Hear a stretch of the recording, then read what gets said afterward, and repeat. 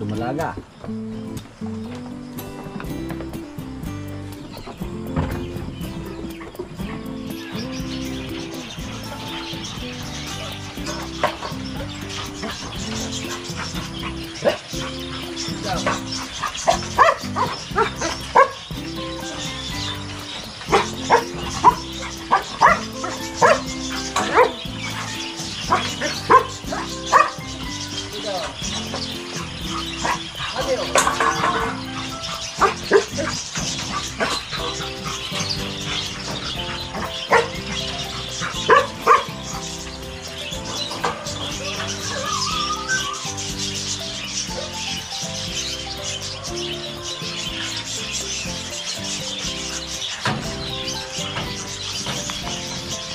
Sit down. Sit down. Sit down. Sit down. Palabasin na rin paminsan-minsan yung mga alaga natin aso para maka-exercise sila. Op. Isama natin sila doon. Puntahan natin yung mga baka natin na babae, mga kaprobinsya. I-check natin. Kasi sa mga nakaraang araw po, wala na ganang kumain si Basya. At sila po ay buntis. Kailangan natin ingatan yung mga katawan nila. Si Basya po, pag mga anak siya, pangatlong anak na niya dito sa atin. Yung una, si Pakbons at sunod si Marimar.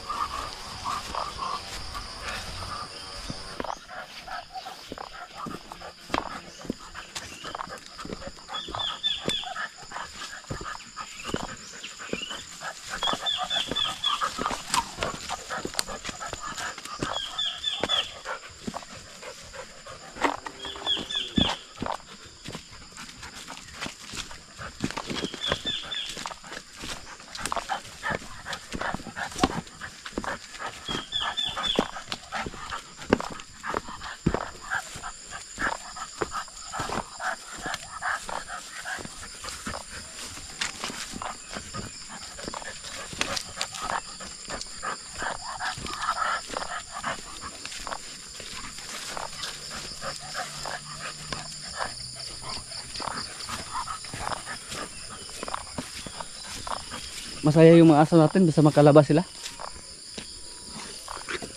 Si Mateo.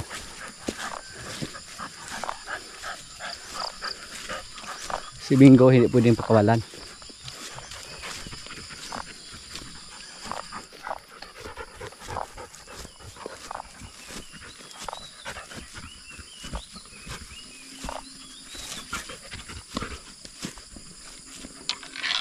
Yung kalabaw natin isa na inilagaan ni bullpasser.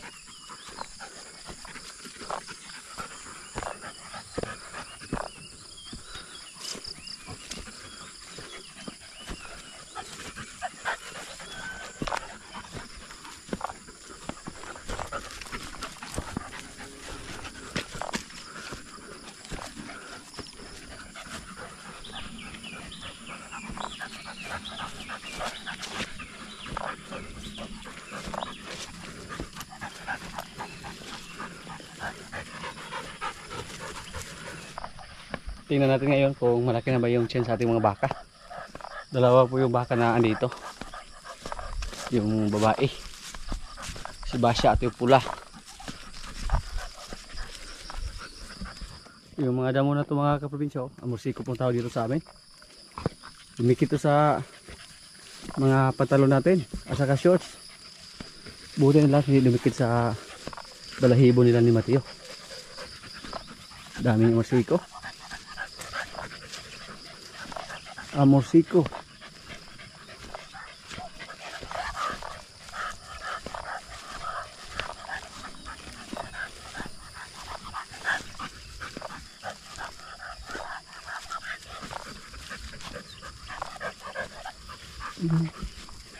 Ano lang yung baka natin oh. Si Basya din pula.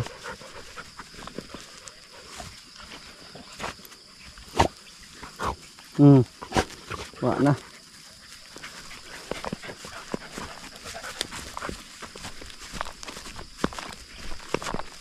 Napakalaking tulong po yung bakante na to mga probinsya dito sa amin. At marami din nakapasol dito. Wala na yung katawan ni Bingo. Napuno na ng amosiko. Akala ko hindi dumikit. Nasi. Bingo, Bingo, sit down. Bingo. Sorry, agoy. Higian niya yung amosiko mga kaprobinsya. Kaya dumikit sa kanyang katawan.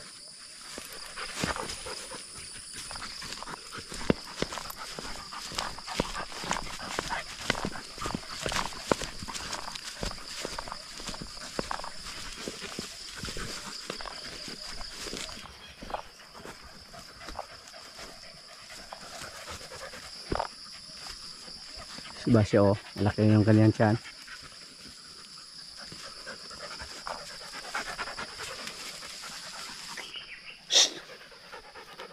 Ayan po si Basya, yung baka natin na babae na pinaka-native.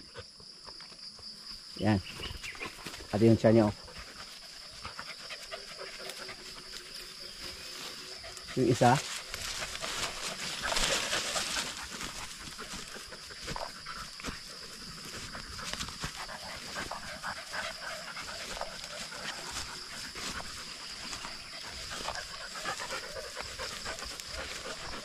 Sangit siguro yung tali niya.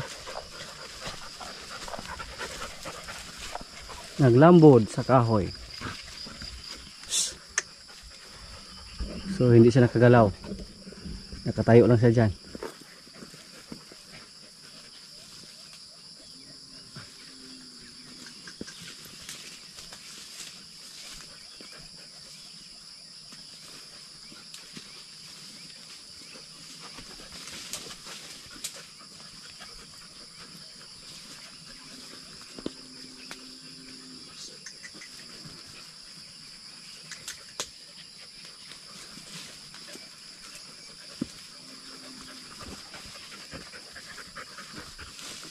Hindi kagalaw yung mga damo. Yun po yung baka natin, oh.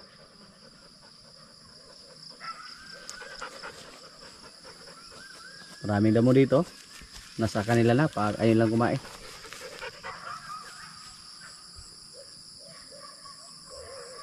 Dalawang bisis to naglandi. Dalawang bisis din natin nakasahan ni Pugi.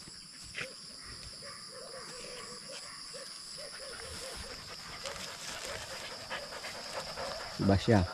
Andun. Basya, malaki na yung siya ni Basya.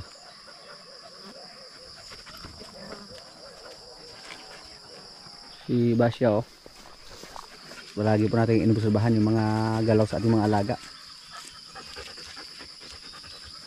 Lalo na yung mga alaga natin dito na nasa malayo sila. Pag may mga alaga tayong hayop, kailangan po natin na i-monitor sila palagi. Kung malakas lang ba kumain, matamlay ba sila o hindi. Malakas naman kumain si Basya, oh.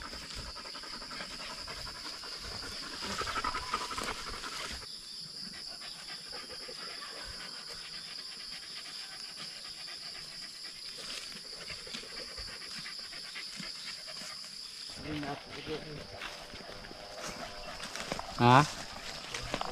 Balik na kami si Dodong. Iba naman yung daanan namin ngayon. Kasi may iniwasan siya na chicks doon. Takot si Dodong doon sa may bahay. May apo.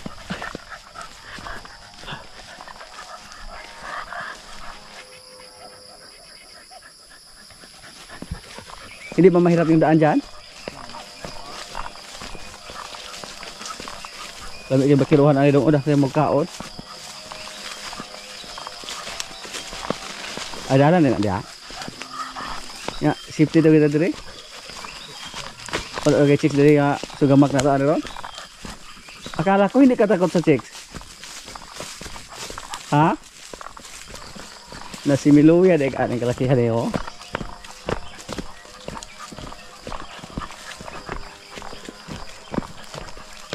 Minggu.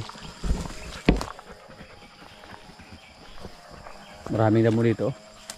Maganda pag bakiruhan lang. Bantayan lang yung baka natin.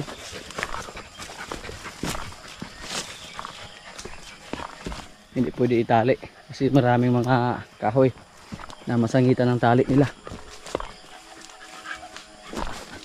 First time ko pa nakadaan dito ah.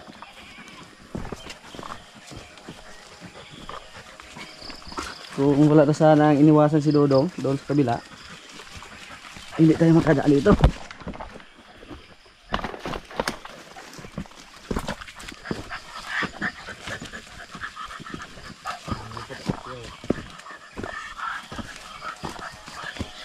Delikado dito dong, baka may sawa daw. Ikaw lang mag-isa.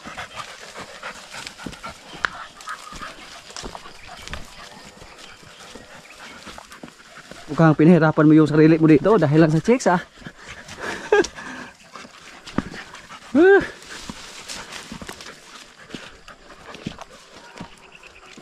Malalim oh.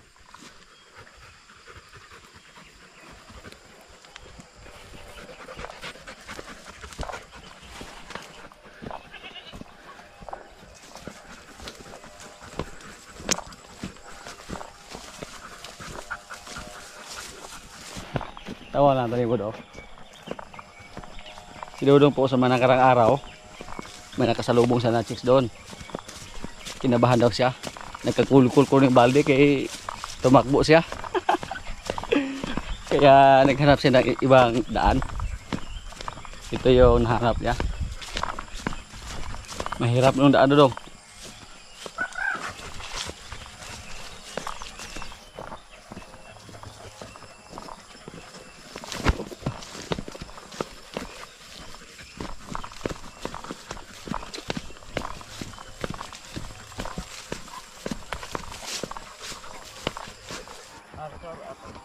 Asa may lisod mong gingon? Asa mo tayo lagian? Ya. May raman na ka kuan di ay? Nagpatalaw mong gikaron? Ay, wala ko naman kay serving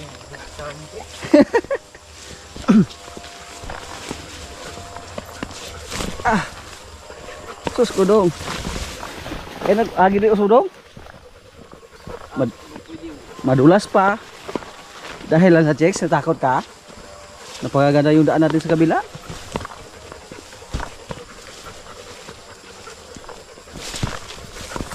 Buhos buhay may daan dito.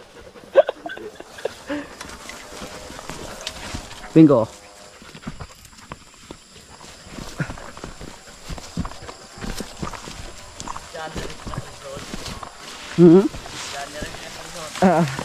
Mahirap yung daan dito doon. Hinabol daw siya ng chicks sa mga nakaraan. Kaya natakot siya. Ayaw daw sa balsan kita. Noong una yung chicks ang tumakbo. Ngayon siya naman.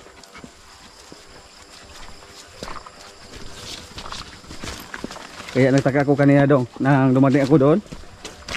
Inakala ko kung nasaan ka na. Dito ka pala dumaan. Saan napakahirap na daan. Pag napapansin nyo po kanina, yung dinaanan natin, okay. Compare dito. Iba talaga pag kabahan tayo. Nasimiluya jo ka to do. Gibugtaw ka.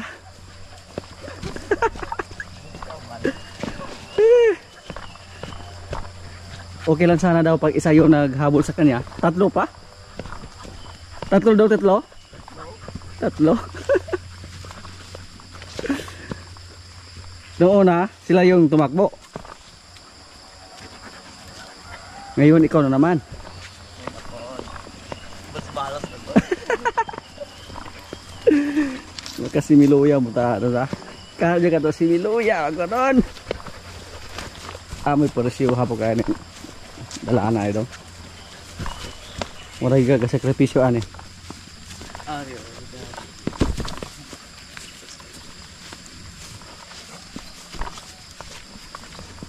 Layo gitu dire daw, libot kay dire daw. Disud pa jud. Pero safety.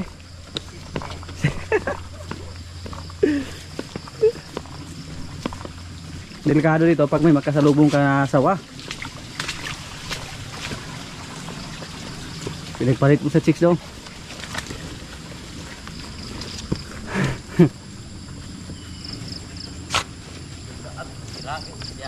Gaga. Umiyak daw yung mga babae kasi iniwan niya. Kalagala kayo. Tikalon. Mayabang ah.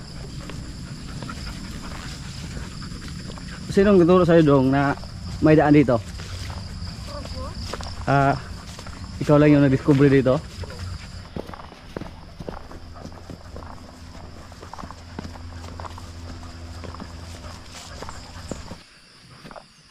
Si Marites mga kaprobinsya oh.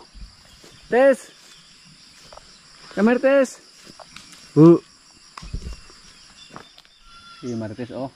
Dumidi. Excited na po tayo mga kaprobinsya na mga anak yung tatlo ding baka. Si Basya at yung pula. At yung lumalaga namin doon. Mukhang buntis na rin siya kasi malaki na yung tiyan. At sana po surtihin tayo sa kanila. Magmana kay Pugi. Yung mga anak niya. Kasi si Pugi po yung kumasta sa ating mga babaeng baka. Sana lang. Si George mga kaprobinsya oh. Laki na si George. Ilipat natin siya doon.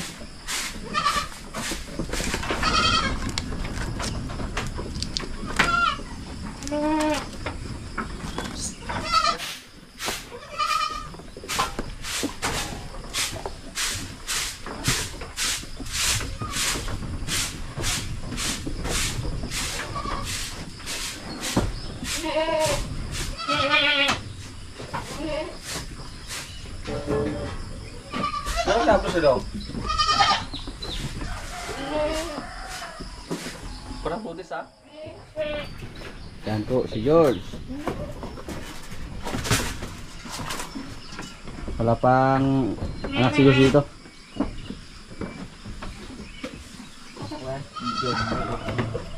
Update po tayo sa ating mga kambing dito na nagkasakit ng orp. Nagsigalingan na po yung mga sugat ng mga kaprobinsya. Yung parang sugat na sa bibig na tuyo na. So hindi magtagal, mawala na yan. At least ngayon walang namatay sa ating mga alagang kambing. Kahit dinapuan tayo dito ng sakit.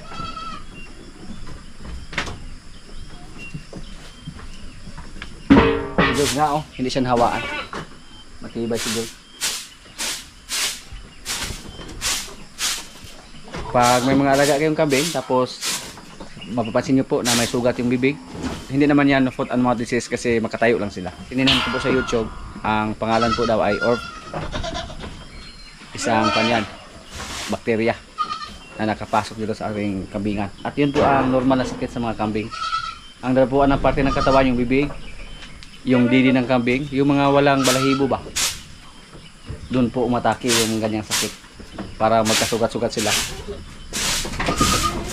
Pero ngayon natuyo na yung mga sugat nila. Yung buwer natin ito po oh.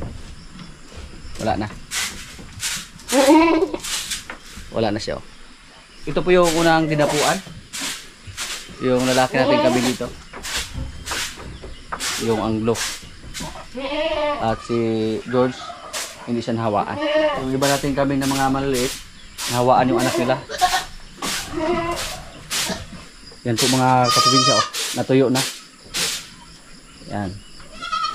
Hindi katulad ng una na namumula yung mga bibig nila dahil sa sugat.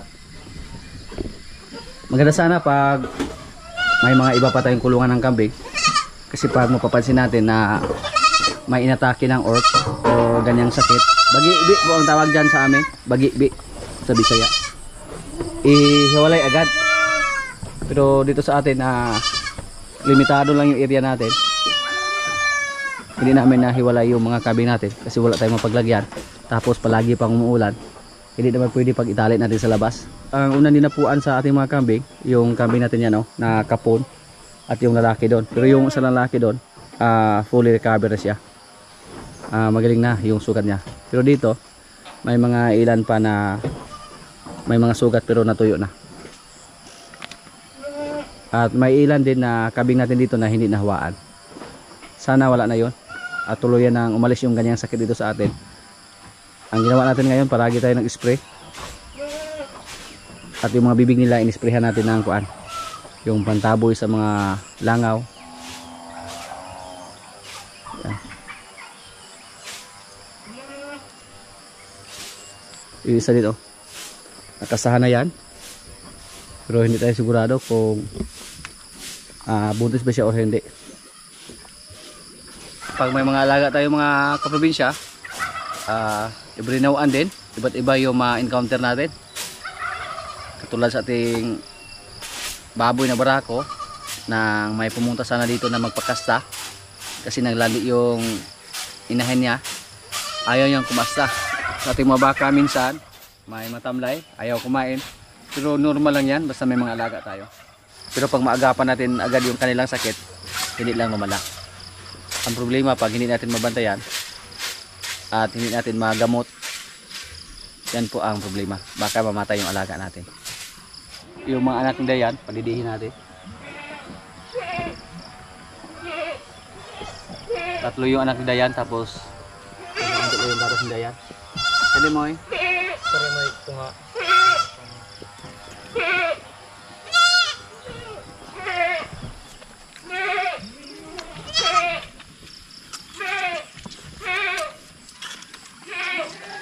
Ano na?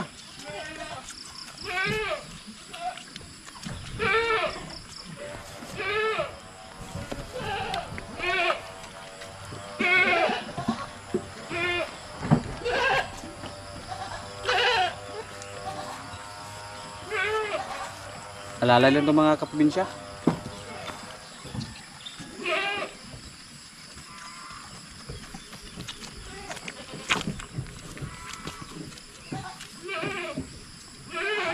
Back up lang to.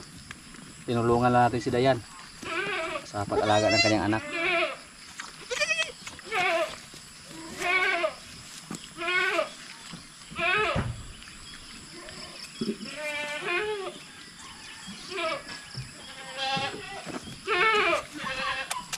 Kulang yung 2 butilya. Oops. Hey, come here. Me.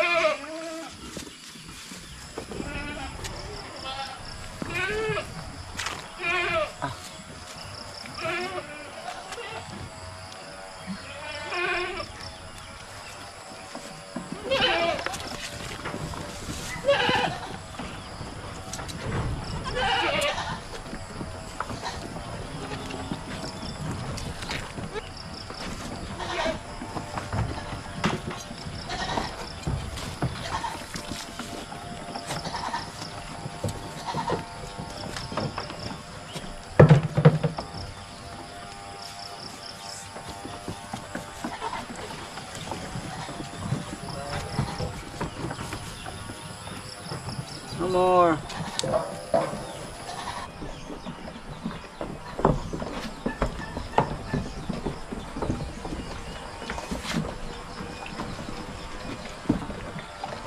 Lumalaga.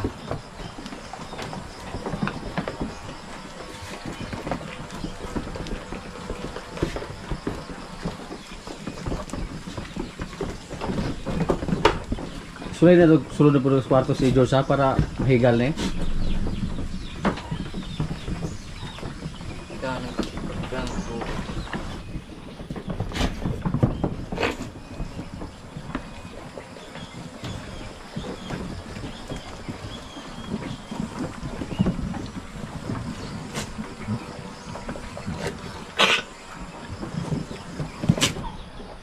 Yung mga maliit nating kambing, nagsimula na silang kumain ng feeds. Pati yung mga anak ni Dayan. Ito yung andito. Tumikim-tikim na sila ba?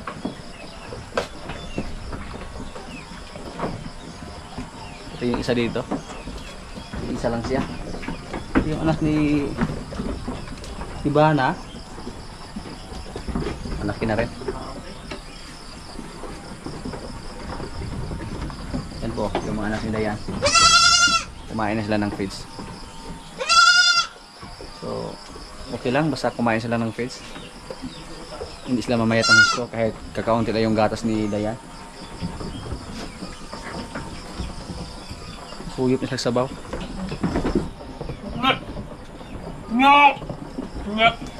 Siya naman yung nagtapong patangan dyan. Ang blue yan. Anak yan sa ating blackhead. At ni Toro.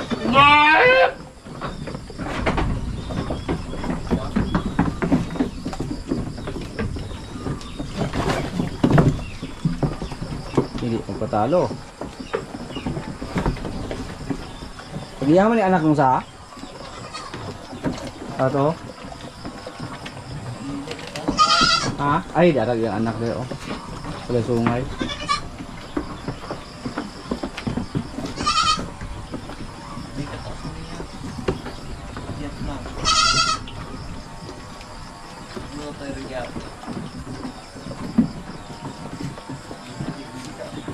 Dumidi pa yan oh. Hindi nahiya sa kanyang katawan.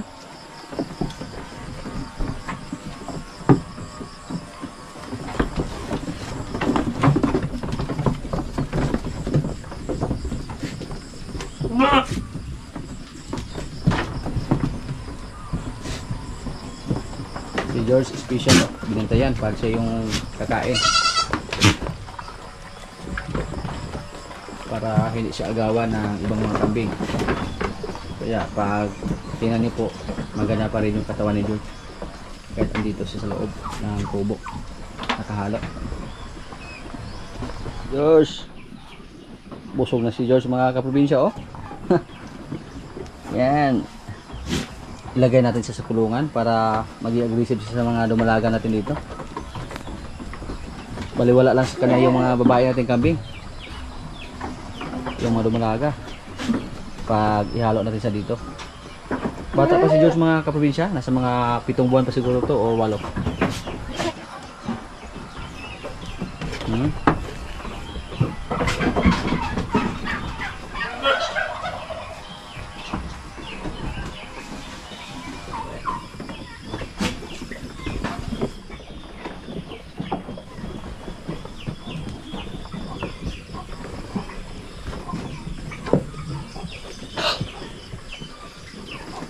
Tasahan na daw to ni George. Pero pinilit lang. Natalikod to siyang ibirahan ba?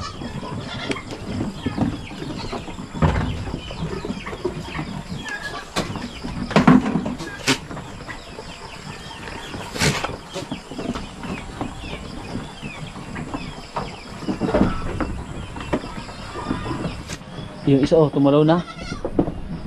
Gusto ko ba mo kagpasaw sa? Yung kapatid din niya lumabas.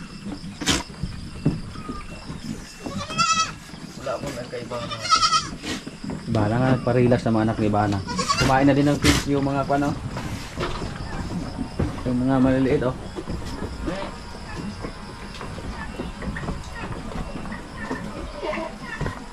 Yan oh.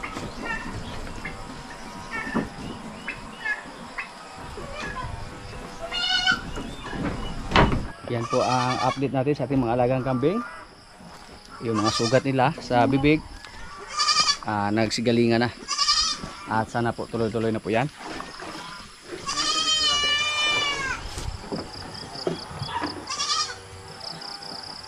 Mga kaprobinsya, kaya na po. Ito yung pagkain namin oh, bulad, gulay, may paksiw pa.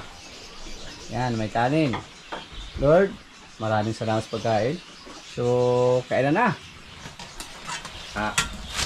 Di lalim trabaho dudurog punta ngayon. Mga sunod mga adlaw.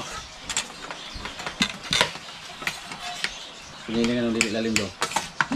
Piling nga nung dili lalim. Uy, nito. Lalim ra. Wala, tingala kung abot ko.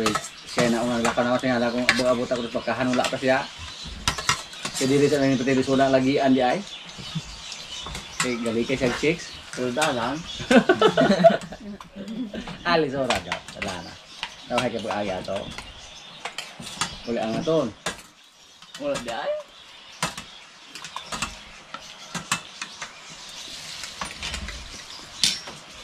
Paano pa sa'yo? Huli ka yan.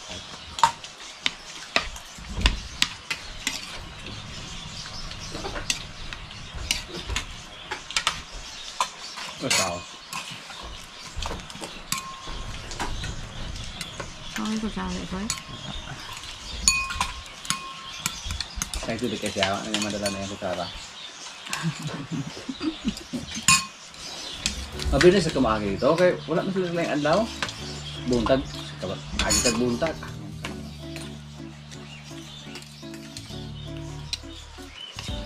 Talig ito, sila tawa.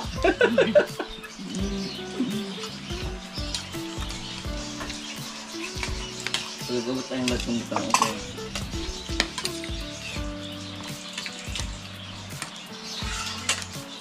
Grabe na yung paglikay niya yung una, ito niyo yung katang-katang ahamagi. Gani, balasan siya kay siya ko nasuyo itong gibuhat ng burol nga siya gibog-bog ng layna. Yaot pa tayo. Dali, do.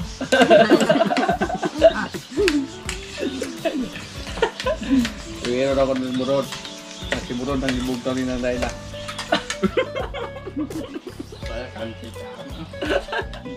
Dalaga yun. Magbati yun. Alis ko na. Imagine ko ng dalaga ako. Yan ay gwapo kilala ng kasada ka. Isa talaga yung niya. Hindi na siya malagad.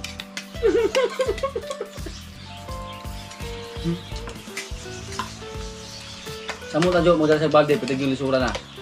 Super na. Lagi, oh. Nausa na mo mga yun. Subay na hindi dalan. Dalan, pero ang aron na ang dali ba? Ah, itong ilang sabay. Nangyari kong di. Paano yung ditigaan niya? Mao di ay. Nangyari din sa mga ganyan eh.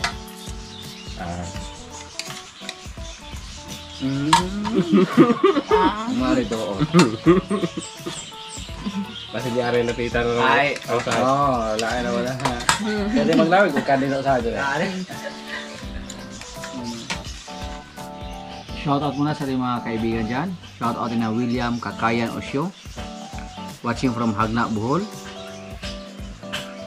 Shoutout kay Eric E. Ligaspe from Australia.